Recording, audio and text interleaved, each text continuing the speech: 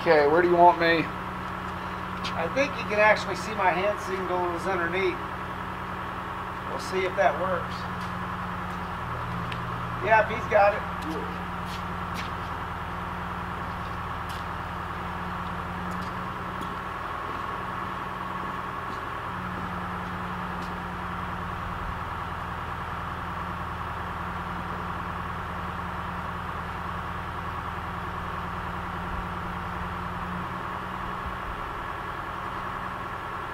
Put that more too high.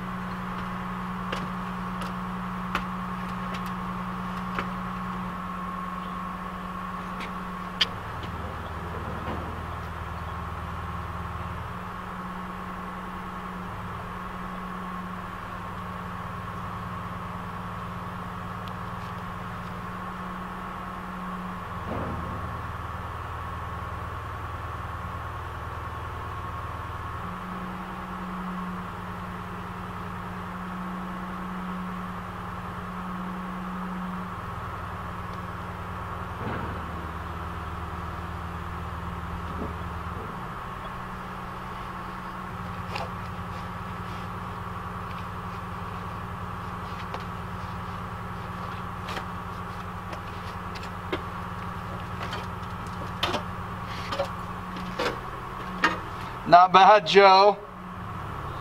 I gotta get myself a crane. That was slick. You kind of look like that Seki's guy without the gray hair. What does he say? Stay frosty, my friends. Yes.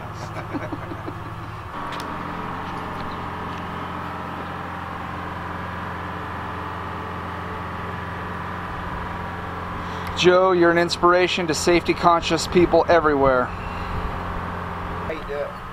I get home and I sit in front of a computer, and you know what I do? Watch porn? I fall asleep. Hey. That stuff's evil.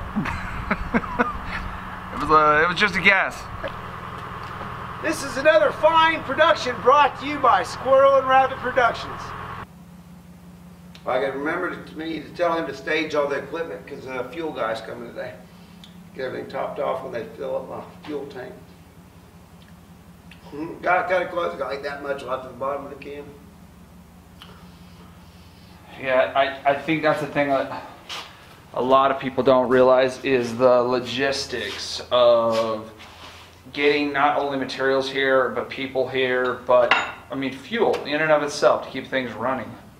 Well, there's some people that told me when I was considering moving out here and doing all this crazy stuff that whenever you go to the store, you always get two of everything, especially like PVC fittings, things that you know your systems and have the extra parts because when it's 8 degrees and there's a blizzard, that PVC fitting might keep your water working.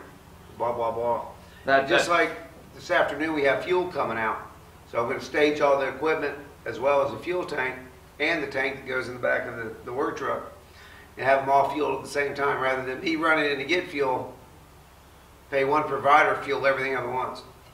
Save a lot of time, a lot of money. Now, will we need all that fuel between now and the next month or two? No, but I will by December. Yeah. So resources, manage them. I don't know. It's all creative design. It's not like right, wrong, or other. Oh, I so agree. Building is organic. Yeah, it's. I don't know if organic is the word. Well, residential building could be more organic. This is more like an art form, right? It's you're gonna swipe that brush and paint across the canvas the way you want it. So I could tell you how I would do it, but it's only gonna look pretty to you because you painted it. I agree. Good point. And there's like a million ways to skin a cat. So there is no wrong. As long as it doesn't fall in on your head.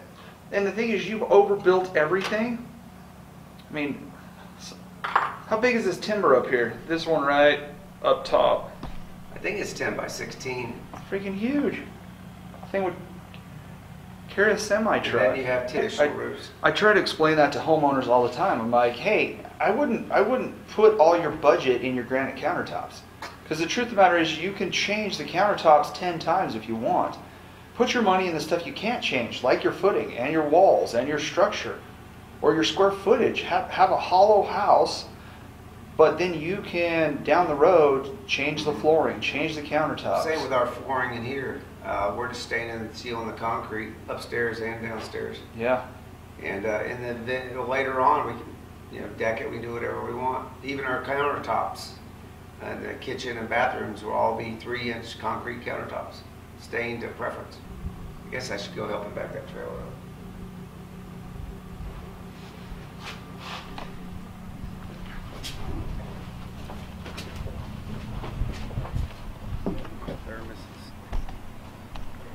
What do you think of this crane? The off-road 4-wheel drive crane.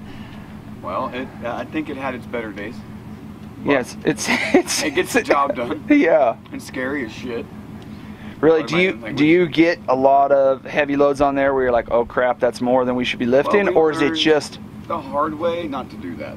Yeah. We were picking up a load one day, and 2 of these feet started coming off the ground, so we had to lighten the load and do it in smaller bites. But no accidents. Well, there's nothing more risky than cranes. Yeah, but I wasn't a crane operator until we got a crane. Yeah. I took a 20-minute crane course when we bought it from the guy we bought it from. Holy cow. Well, 3 months later, I think I'm a crane operator. It's not bad. It's like me. I wasn't an excavator until I bought an excavator. Yep. That's how I started. I was 17 running underground utilities, and my foreman said, hey, get on that 260 cat Traco and move that pile of dirt from there to there and separate the concrete. Okay. 4 years later, I was a heavy equipment operator. It's the only way to learn is by doing.